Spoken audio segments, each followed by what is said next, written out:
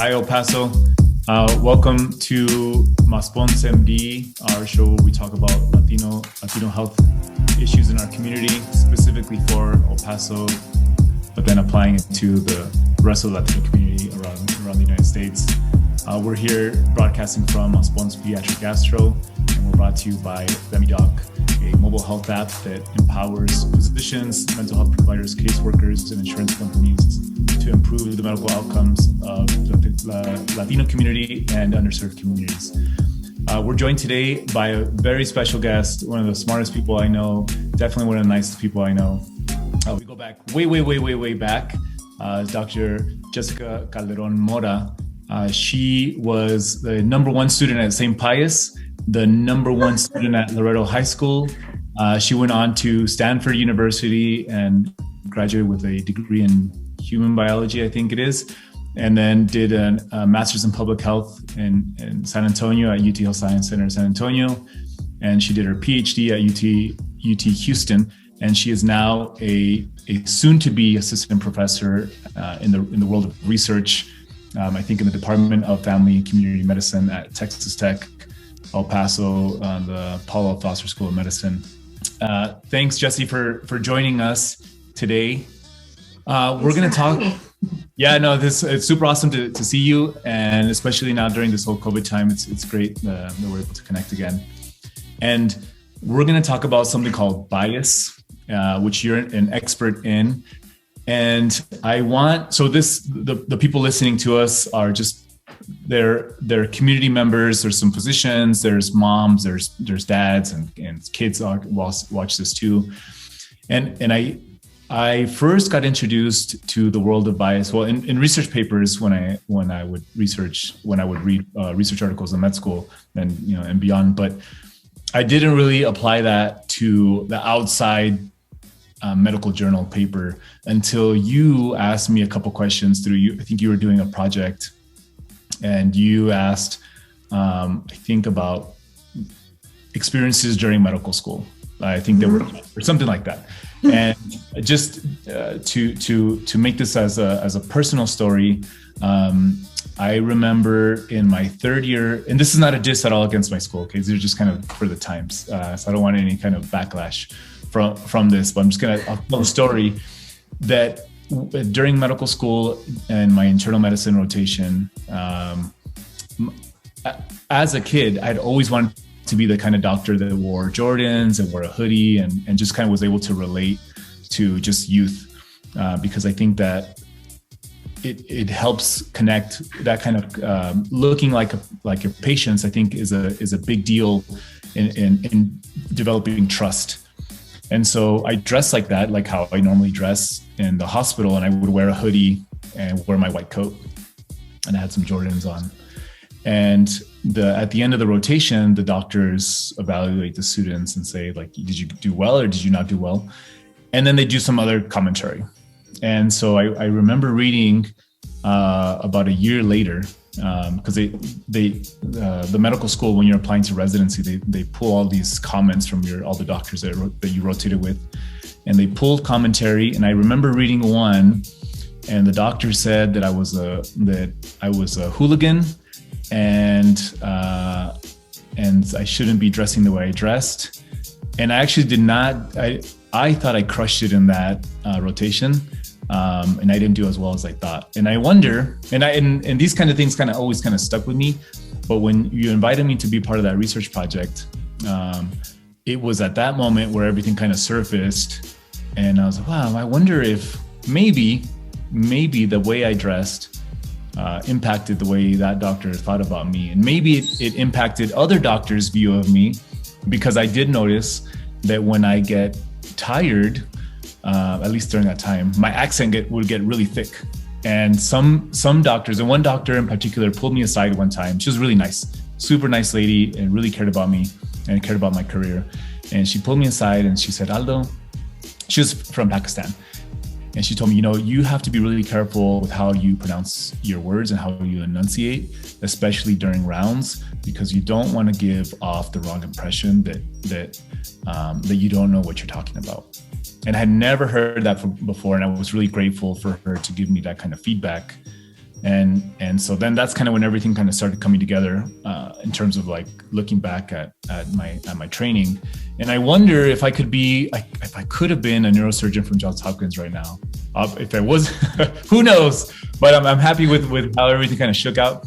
And so anyway, so our topic today is bias. And so thanks Jess for agreeing to talk to us about this. Can you tell us about like what it is that you do, and then a little bit about bias, and then how, and then we can kind of just take it from there.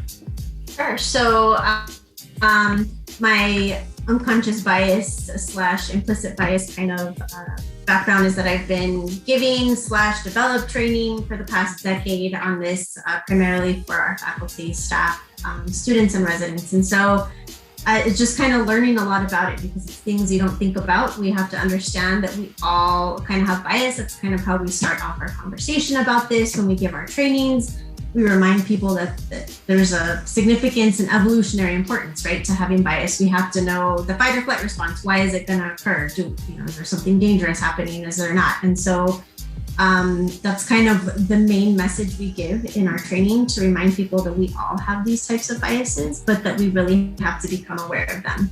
And so in the past 10 years of doing this is separate and aside from my public health cancer prevention research, but it does overlap with what I do, because we're serving the underserved, and there's a stigma, right, and a bias towards the underserved and minority communities. And so you can see bias play out in things from who gets into medical school all the way to who gets cancer treatment. And so we just kind of talk about different examples, different types of bias that people don't even recognize, that we see in an everyday kind of thing. Our kids experience it starting at 3 years old. There's so much evidence of kids experiencing it just at that age. Like what kind of things would you say, like a 3-year-old? So there's a study that shows, actually it came out of, I want to say Yale, that shows that when teachers were asked to say a child with a Black name, so they didn't even see the child, but they were given a more Black / African American type name versus a more non-Hispanic white name. And they were asked to say, hey, who has more aggressive behavior? They would watch the video and they were tracking their eye movements, and all teachers, regardless of their race and ethnicity, were focused on the Black kids. So then they kind of changed it up and like gave them a vignette of like, the kids struggling at home. And it really was only if the teacher kind of looked like the kid, they were a little bit nicer. But this was resulting in pre-kinder kids being suspended because it was assumed that they were the ones, like they were the aggressors. Aggressors, yeah. Yeah, because they were Black or African American. And it didn't matter sometimes that the teacher was also Black or African American. And so it kind of goes back to, the Department of Education has that kind of information, the amount of kids in pre-kinder getting suspended, and they're minorities. So it happens from that age. And so you imagine like how does that play out when they get into grade school and high school, and do they finish high school, do they go to college, and then all of that kind of because these kind of things in school, they end up tracking you for the rest of your career. So like if you have, right, so if you're like gifted, even like this whole gifted and talented, is that true? Is there like biases and that stuff too, or not really? I haven't really looked at all of the literature on that, but I mean, I'm guessing there is, because when you look at the roster / list, it's a lot more, you're going to see a lot less minority type surnames, I guess you can say, than you would non-Hispanic white names. So. And I think like in medicine, and this kind of stuff, I think is just barely starting to come out a lot more, that as doctors, we have this bias, or this whole like I guess what would be the best way, like just prejudgment of people without necessarily knowing. Like, yeah, I mean, that's why it's unconscious, right? Because it's just unconscious bias. Yeah.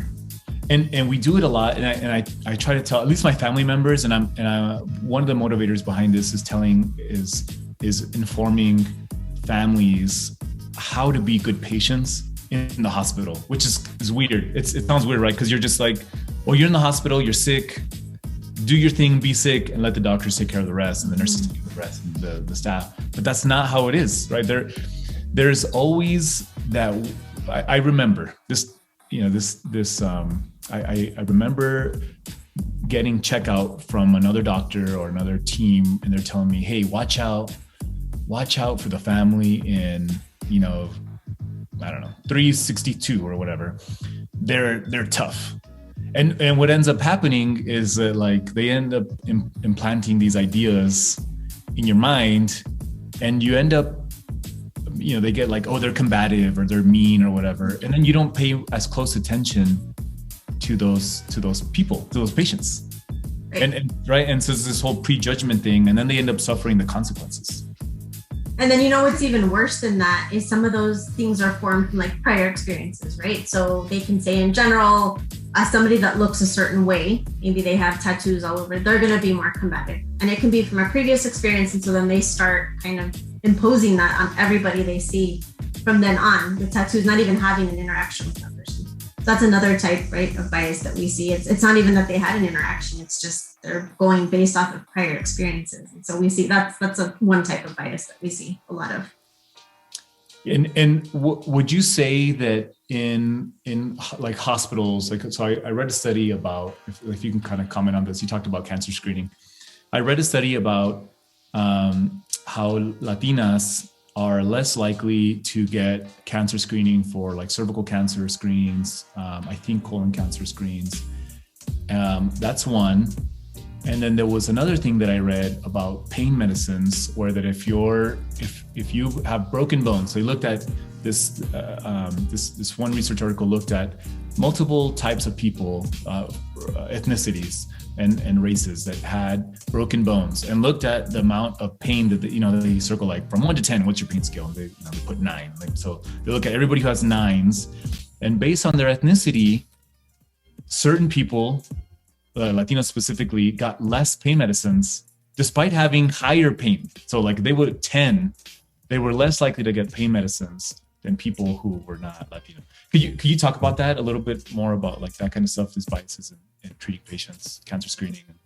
Yeah. So so for cancer screenings, we definitely see it a lot less. And it happens where it's like a bias of the physician or healthcare provider kind of reading into that data and saying, okay, we know you're less likely to do it. And sure, we've read up on the barriers, cultural barriers that might play into it. So we're not going to recommend it to you. So that's kind of what we see when we have participants in our program who haven't gotten screened in a long time. It's usually a negative prior experience with their healthcare provider of, well, they never told me I needed it. I've never heard about it. Oh yeah, I'm 55, but they never mentioned colorectal cancer. They didn't. They just kind of, oh, well, yeah, you know what? I'm not taking all my diabetes medication. So that's what we hear a lot from our participants and our patients, is that they're treated as somebody that's not going to take it seriously. So why is it's not even offered to them? So that's what we see a lot of with the pain meds. That's a hard one. That's fine if you haven't come across it. I was just blown away that these things happen. And I've heard this before about the cancer screenings, and we had personal experiences in our family of people having all the criteria to get screened for colon cancer, and they don't get a colonoscopy. So it's amazing to me. And so do you think that if you are of the same, so like, we're in El Paso, like most everybody, we're kind of similar. Is this something that's like in our community where there's that kind of bias, where like do you see that here? I guess you're kind of already saying you do see that. Yeah, we do see it, and sadly it is from people that look like them. So I can't just say it, and that's what I'm saying. Like, it probably is that in medical school or in training, they heard things or they read things that's data. And so for people that are data driven, that it's showing them that they're not going to get it, that already formed a bias for them to say patients more than likely not going to get it. So yeah, they do face it here, and it's not just from doctors that don't look like them. It's also from other healthcare providers that look like them. So there's a cultural, and have you seen that the cultural aspect helps? Like if you're of similar background or similar messaging or messaging that you understand, does that help with medical outcomes? So the funny part is it does, but it usually does at a lower level. So I work a lot with promotoras, community health workers, and at that level it does, because they're more likely to have built rapport with these patients because they come from a really similar background, right? Sometimes even the same neighborhood. And so for that, it's funny that our promotoras will recommend cervical cancer screening and then they'll go get it. But if the physician does, even though the physician's also Latina, they won't.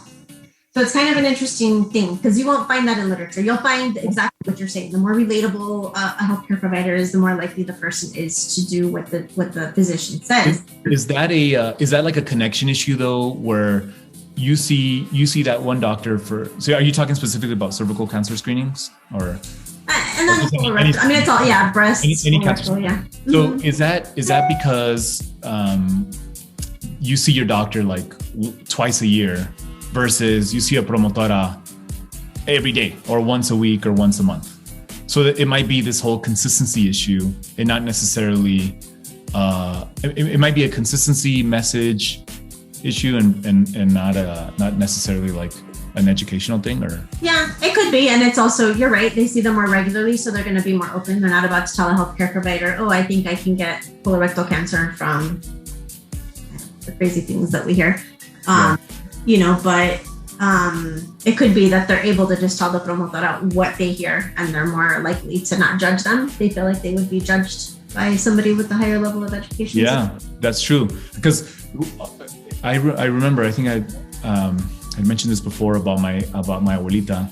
My abuelita I remember when she got cancer when I was little, so I was like 10. And I remember the doctor coming into the room and asking her a bunch of questions. And she was just like she didn't want to answer for some reason. And I remember thinking, I asked her later, like, how come, if you know what's been going on, how come you didn't say it, what's been going on? And she said that if the doctor was good, the doctor could figure it out. And I thought, what the heck? That was just so strange. And I'm not sure if is that something that you hear too when in working, because your research is like deep in the community kind of stuff, like you're doing like, is that kind of a thinking that you see? It is. Yeah. That, and it kind of goes along with the whole fatalismo and fatalism. What's going to be is going to be. I don't need to hear any of this stuff. It's just going to happen. That's what's meant to be. So we get a lot of that. We do get a lot of that. No prevention measures because así es como lo quiere Dios. Exactly. Oh, interesting. I'll tell, I love my mom. Obviously, everyone knows how much I love my mom. And I'll hear this whole, this whole fatalism. I never heard that before, this whole fatalism thing. But I'll tell, when I hear that talk, that kind of messaging, this fatalistic thing, I have to voice that you don't get extra points for suffering in life. Like there's no, I don't think, at least, that there's someone keeping score and saying like, la señora Reyes sufrió 10 veces más. Y la señora García, vamos a dejar pasar a la señora. Maybe, I mean, I don't know, but I don't get a fast pass. I don't know. Get a fast pass. And so one of the other things that I saw that I was reading about was about death rates for people who get hospitalized, and I don't remember the name of the study, but one study looked at for people of similar cultural backgrounds that if their doctor was of that same culture or ethnicity, they tended to live, I think it was like 5 to 10 times, they were 5 to 10 times less likely to die than if they were different. Have you ever seen any kind of data like that, any kind of research articles at all about just like death rates or just medical outcomes in general? I think we talked about the colon cancer screen, but is there any other things that you can think about? I'm trying. Yeah, I mean, like survivability in that. Yeah, survivability. I can't say that I've seen it based on like what their healthcare provider is like, but it will be where they got their health education from. There is some like data on that. Again, going back, because again, I do a lot of work with promotoras. So again, if it's somebody that is relatable to them in that sense, then it does somehow. We don't know yet what the mediating. So relatability though, right? Mm-hmm. Relatability. And I'll see how, I don't know if you've ever been to the hospital. Oh, obviously you were to the hospital because you had your kids, but like when people go to the hospital, they'll get packets. Like when they get discharged from the hospital, they'll get these massive packets like this. And I don't think anybody reads those things. Like they're just a mess, right? They're difficult to understand. They don't necessarily apply to whatever the person had. Is it that kind of stuff that you're talking about, this whole relatability thing, where like if a doctor says it in a certain way versus if somebody if the message is better, then the person. I mean, and it could even be like what we try to do with our provider education is like, you know, you have to think about health literacy too, right? Like if they can't even write and then you're giving them this piece of paper that they don't understand in jargon that's like at a high school level, they're not going to understand it. So we try to talk to providers to say, hey, what you say, usually they will listen to, but you have to take that extra time, which most physicians that we work with, I get it. You guys don't have time. You guys are very busy. But it is that matter of if the healthcare provider just spent 5 minutes saying, okay, basically what this paper is trying to say is this in whatever language preference they have, even if it's a translator, they're more likely to do what that paper says. So it is a bias of, wow, they care about me. They spent those extra 5 minutes. So what's the best way if you're telling, so you teach basically doctors how to be better doctors and how not to judge patients, right? Right. How do you start off how do you start that process? So it's kind of hard because I will tell you that most people are not willing to recognize that they have bias. And so that's kind of why we start off by saying, guess what? We all have bias. It's how we've survived. This is how we got to where we are. Cavemen had it. We have to have it. This is how we got where we are. But it's one of those things that we'll go through examples of, we'll show videos of things that aren't even relatable to academic medicine just to get people to see, they selectively pay attention to certain things. Okay, now let's translate that to a case scenario in a hospital where it is, a Latina with diabetes. Well, sadly, most of the healthcare providers will say, oh, they're Latino. Like all Latinos have diabetes and they have a bunch of manteca and they don't eat healthy. So they just kind of roll that in. So we have to show them, we give them examples from outside of medicine, and then we bring it back and give them case scenarios to say, okay, what would you do in this situation? We have a situation where a resident says something within earshot of a patient saying, oh, I don't know why we're wasting money on this patient. They're not even going to take the medication and that kind of thing. And then saying, okay, what would you do as that resident or as a fellow resident? How would you address that? And it's hard for people to come out and say, oh, I would do this, because then we start talking about power differentials and all sorts of things. But it's hard for them to even recognize that that's coming from a bias that's been instilled in something else. It drives me nuts. It drives me absolutely bananas when doctors are like, oh, they're these Mexican people. They're big because of all they're lazy. They're lazy in the food that they eat, and we talked to Samir Morali. I don't know if you remember him or not, but so he talked about the very thing where, like, a lot of people, if they're overweight, they're a lot of times they're stressed out, they're working long hours, they're not sleeping that much, and they're eating what they can at the time that they can, and maybe those aren't the best choices, but there's the best choices at the time for them, for their stress levels, and all these things become like these ingrained biases, like you're saying. What would you say to non-doctor people, non-doctors who think like, well, I'm not a racist, I'm not prejudiced, I'm totally fine. I was raised in the Catholic Church and everything's good. Do they have biases? Of course, we all do.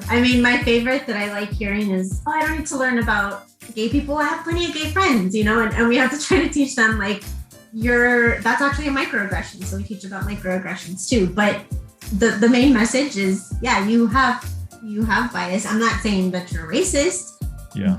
We all have some type of bias, and just that we kind of have to recognize it. So even, think about it. Even us growing up in a Catholic school, we still probably made jokes about people that look different from us, right? Or, and that's just something that my grandparents would do it.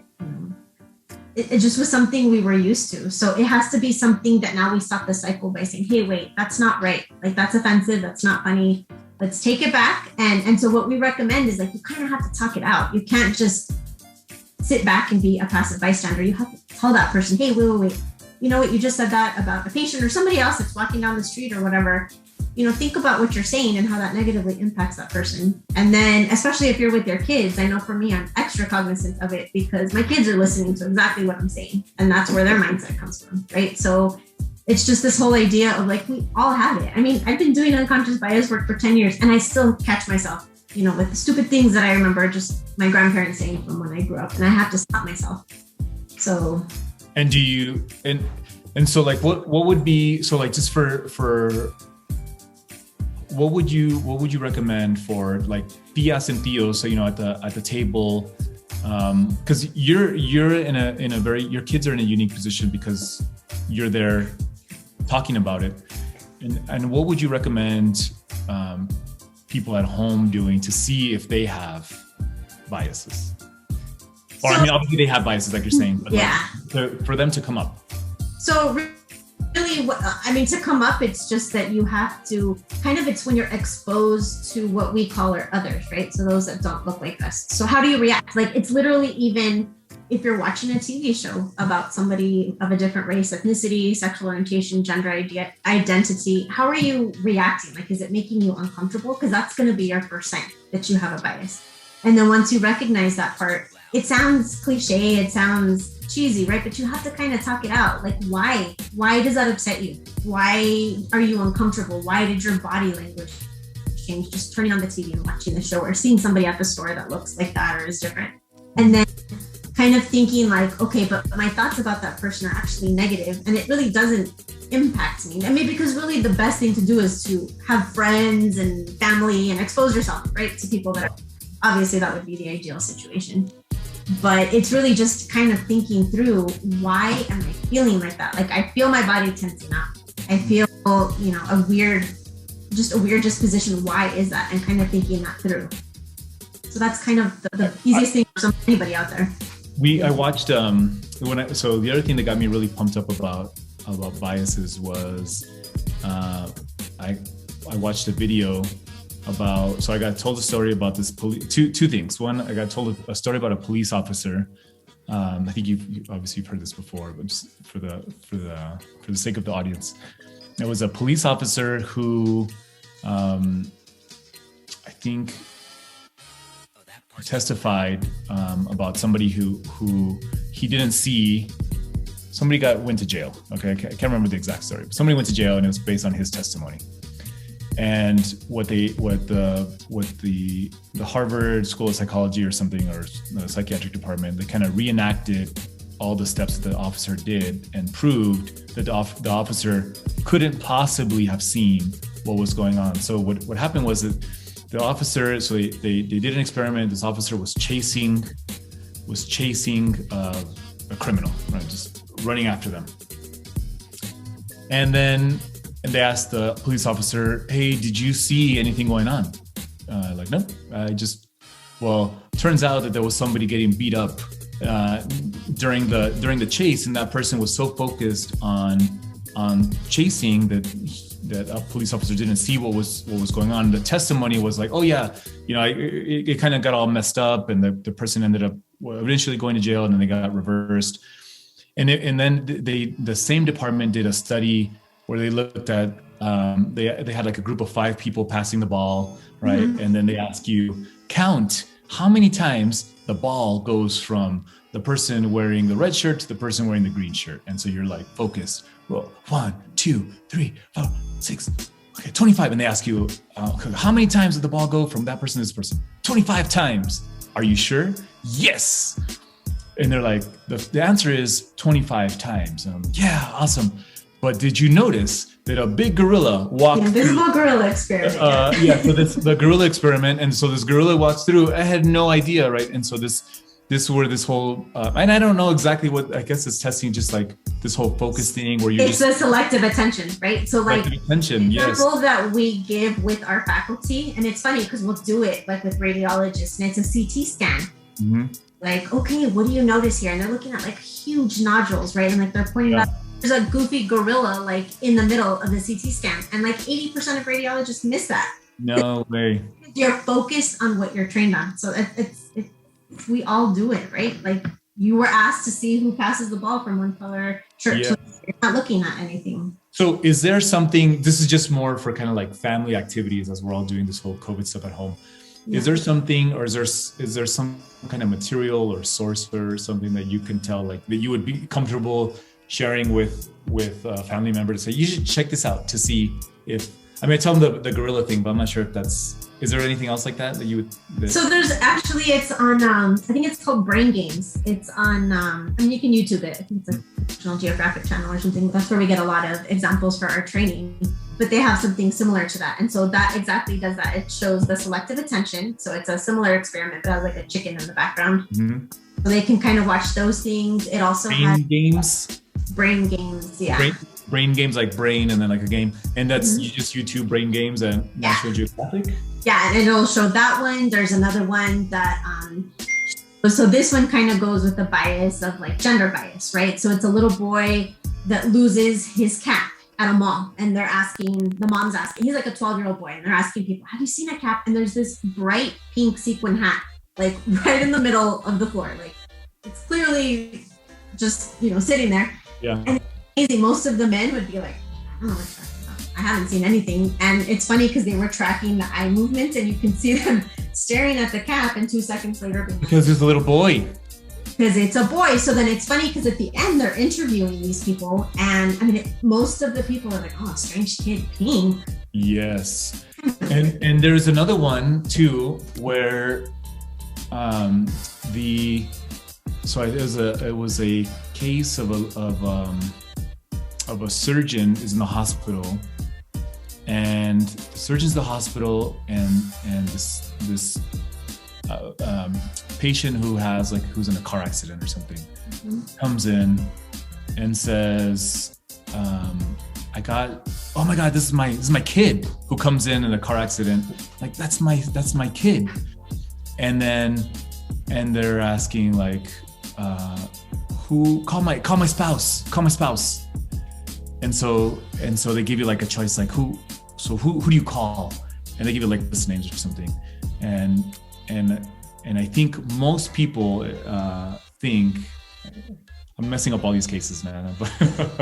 But most people think that they're like, well, they can't possibly call the husband because the surgeon's the husband.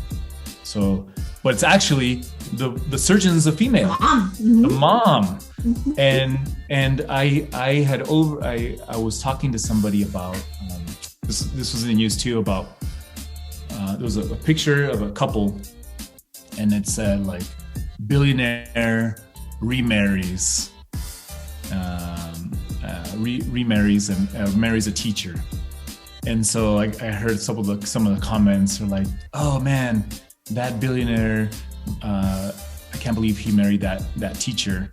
And it's actually the female was this was Jeff Bezos' ex-wife. Oh, there you go. She was a billionaire. Yeah. She's a billionaire, and the dude was the teacher.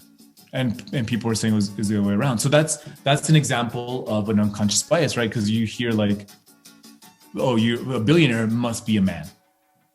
But it's funny because the media really does play into that too.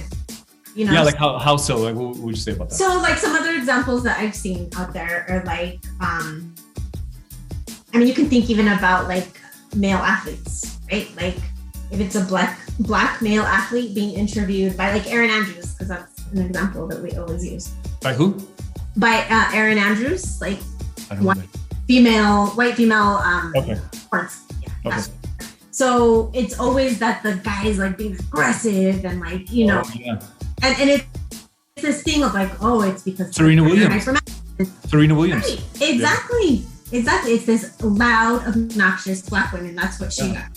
So it's this thing that we do where like we just tie all these adjectives to people that we've seen described that way. And even what you're talking about, to the example you gave about the surgeon, and the way we tell it, it's a son and a father that show up from a class. Yes. Okay, yes. And then it's amazing what people will come up with, like, oh, well, they must be in a same-sex couple. Like, obviously, it's another man that's a surgeon. Like, he has two dads. Or, it does everything so that the person can justify it's a guy.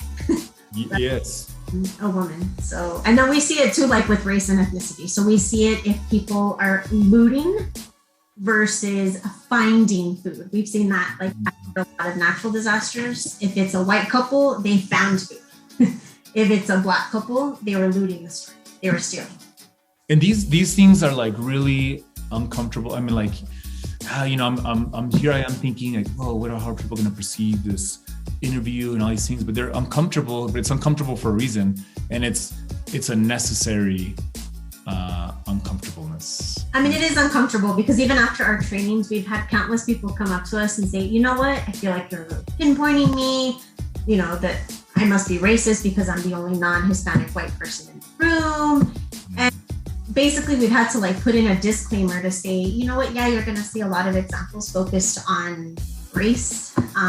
But you know what? We would be remiss to not say it's still happening today. It clearly is still happening today. I mean, even looking at the recent headlines, we know it is. Anti-racism needs to be. And I think I was, so when I left El Paso in 97, like you and me did. And we kind of follow the same tracks to think about it. So we went to the Bay Area, we both went to the Bay Area, California. In the Bay Area, I would get, it didn't happen to me too many times, but I got followed a lot. I got pulled over a lot of times just because I looked away. I mean, I don't think I've changed much. And then in Dallas, oh man, I got pulled over once a week probably in school or when I was driving around town, just because of how I look. And then that didn't happen to me after. It happened to me a couple times in Houston. And then in El Paso, I thought, oh, finally, I'm safe. And it's not true. It's not true. It's still a thing. I was wearing a beanie, and I got pulled over. So I drive a Lexus, and I got pulled over, and I was wearing a beanie. I was listening to rap music. I listen to rap music. I love rap music, and I got pulled over, and so it's happened to me a couple times here, and this is talking from a Latino male, but we have a fairly sizable Black population in El Paso, and they go through, and I think it was during this whole Black Lives Matter conversation over the summer. It was sad for me to know that in El Paso, where a city that I love and I cherish, to know that we are not necessarily the fairest to our Black brothers and sisters, and it was really rough. It was hard. Well, it's eye-opening, right? It's definitely eye-opening. Yeah, I mean, I didn't grow up thinking like that, but then you realize. Oh, it was horrible. I was so sad. I was really disappointed. But I think it's all things that we have to just kind of, what are you gonna do? You have to face it. You have to face it and say that we have a bias, whatever it is, whether it's a racial bias or other things. And I think that it can only, like you're saying, recognizing it is the first step. Yeah, I mean, it really is. And you basically have to admit that you have it. And to say that I'm sitting here telling anybody I would never. No, I have it too. I still have it. I still catch myself regularly. I mean, we're human. It's going to happen. But you just have to recognize how that makes people feel and what it's done. I mean, look at all that you're talking about, the Black Lives Matter issue. Look at the harm it's done. It hasn't moved our country in a good direction. So we really need to kind of, on a smaller scale, think about it in our families and in our little, households and that kind of. Yeah, and I think because we're in the medical field, I think that there's all this medical research coming out now, how much harm we're doing to patients because we have this bias. And I think that from as a technologist, I guess, as somebody who's really into technology and trying to work on at least our whole niche is kind of discovering this whole cultural competency and this cultural alignment and improving medical outcomes. There's also this whole thing of if we follow the status quo, that even through technology, there's possibilities of introducing biases in technology too. Right? I don't know if you see anything across that. Could you comment a little bit? I don't know if you've seen. So, anything. I mean, I think when I think of that, I think mostly of our our LGBTQ plus brothers and sisters, we see a lot more bias towards that.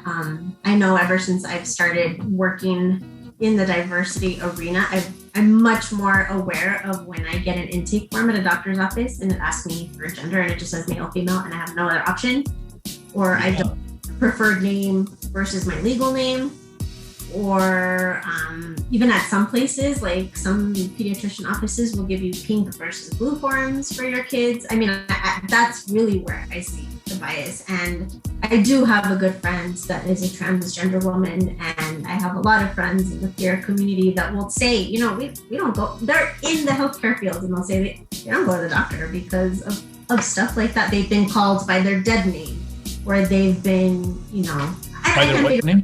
So their dead name, a transgender individual, their dead name is their name given at birth, not the name. It doesn't align with the gender that they identify. Oh, not the name that they've taken on. Right. And that's like super offensive to them, you know? So, and it'll be like, I don't care what it says on your chart. Your ID says this. That's what I'm going to call you by, you know? Or asking just like weird questions about anatomical parts that have nothing to do with the reason that they're there. So. Oh, yeah. And you know, like there's I mean, I guess like from a personal side, the transgender conversation, I guess it's coming out more mainstream. I guess for me, it's always been a medical. There's always a medical part to it, and I don't know why it's so controversial. I guess I understand that people are uncomfortable with it, but yeah, I think that's really what it boils down to. I mean, even having this conversation with my dad is always like a triggering one. You know, like, let me try to explain this to you. Yeah, it's tough. It's tough, I need to look at our own intake to see about this things, so this is great. I mean, like I'm learning. Obviously, I always learn a lot when I talk to kids. So that's something to definitely keep in mind about the colors. We don't do that in our office about colors or anything like that.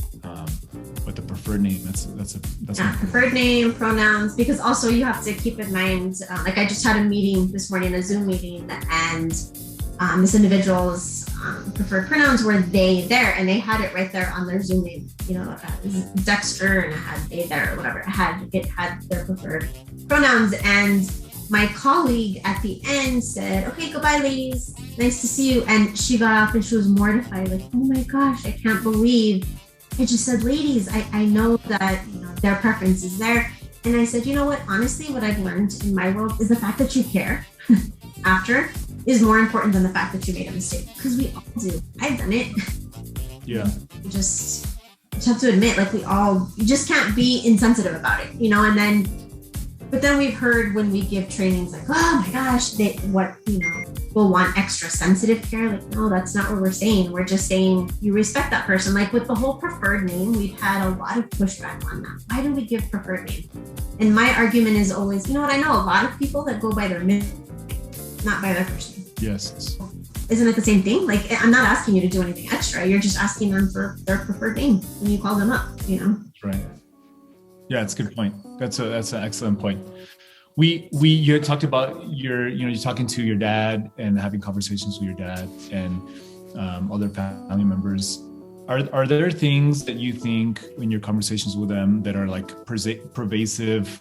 Like, I don't know if it's like an El Paso wide thing or some kind of pervasive thought that you think, if only I could change this one way of viewing things, then maybe we'd be better off as a community? Oh, that's hard. I feel like it's so inculcated in our culture. Like, we're so old school. I don't know how else to explain it. Right? Yeah. It's just this thought of like, I mean, my grandparents were discriminatory against Black people. That, you know, like, even though my Nino, my godfather, is Black, there was always that conversation. Oh, but you know, he's the exception, because you always hear that too, like that. Yeah. Follow the mold, right?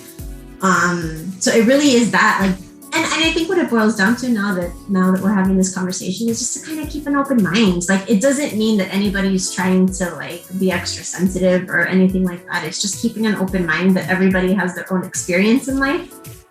And if we were just all more open to that, I think we would come from a a place of like, okay, I'm going to be more accepting of you. It doesn't have to affect you personally, you know.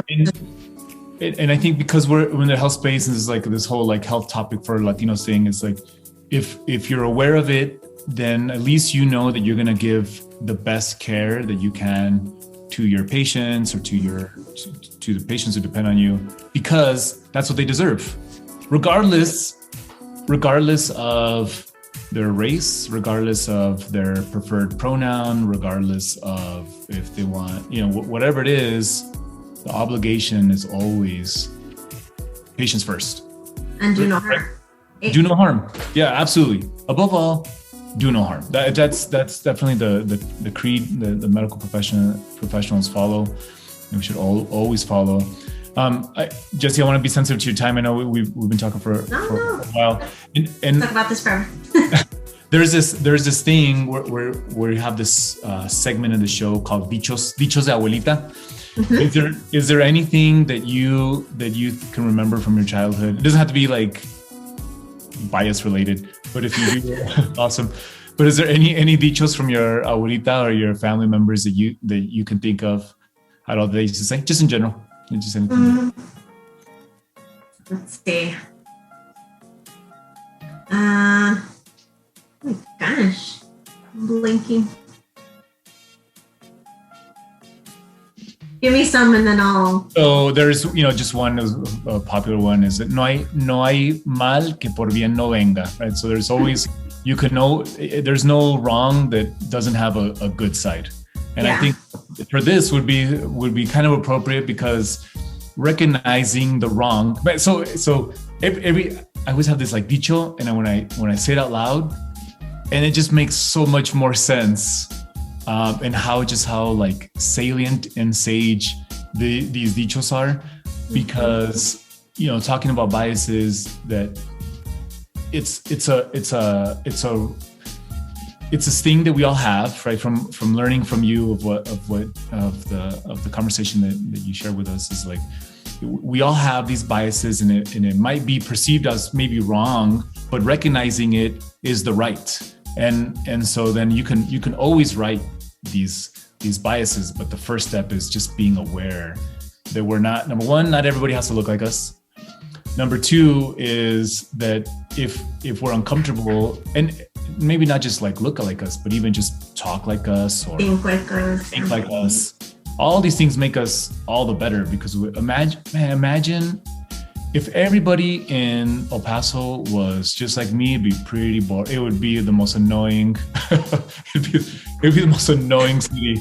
And it's great. Like having these differences makes us significantly better. And that's why I love our community, because we truly are, a melting pot of somebody like me who's like a fourth generation El Paso, and you have first generation. You have, that's what I love about being here. It's interesting. So I heard somebody say they don't like the term melting pot because everything comes in one. Everything becomes one. They prefer salad. Yeah. And it's funny that you say that, because I remember like before, like, oh, I'm colorblind, melting pot, and now I'm like, no. So like, it's true. You can't melt. You don't want to melt, because then you lose your identity, right? Yeah. Like we could be a salad with very distinct pieces and colors. Yeah. That's okay. And I'm totally, it's funny because people now with the colorblind, I'm like, no, doesn't exist. You can't be colorblind. I mean, no way. No. Yeah. So anyways, now I'm like, let's just be a salad. I like that. Nice, tasty, healthy salad. Every time on these talks, I'm trying, we have to, as a city, because we're talking about salads. I'm hungry now. We have to, as a city, work so hard to eat better. Dr. Morelli told us last week about eating better. I'm doing this thing called Skarsgård Farms. I don't know if you've heard of this. This produce is so awesome. And all my friends who are moving back, so I have friends who moved back from New York and all these like fancy places back home because of all the COVID stuff. You can eat fruits and vegetables that are fresh and delicious in El Paso, Texas. And it's like, it's funny you mentioned this, because at the beginning of the year I was like, I need to eat healthy. So yeah, I'm supporting local. I get prepped meals twice a week. I'm eating healthy. It's fresh produce. Does that be a salad? Yeah. It doesn't have to be a salad, but yeah, exactly. So, Jesse, thank you so much. Thanks for your knowledge. Do you have a social media presence? I know you do have a social media presence, but like a professional social media presence, or somewhere where people want to look up your research or anything, where they can, I guess they can look up your research articles, Jessica Calderon / PhD. I don't. It would just be like my Google Scholar link, but other than that, it's just my work social media accounts. I don't have anything like that. Well, we're lucky. I think as a city, we're lucky to have you here. It's my dream to have like the talent that we have in El Paso to just be showcased and push. I think as a community, we really need to really strive for excellence. And you're one of the examples that we have as a city of excellence. And so you're definitely a great role model for us, a great resource for us as a city. And so thanks for doing what you do, Jess. Of course, it's fun to always come back and work with you. All right. Thank you so much. Thank you. We'll see you soon. Okay. Okay. Thanks again. Bye. Bye.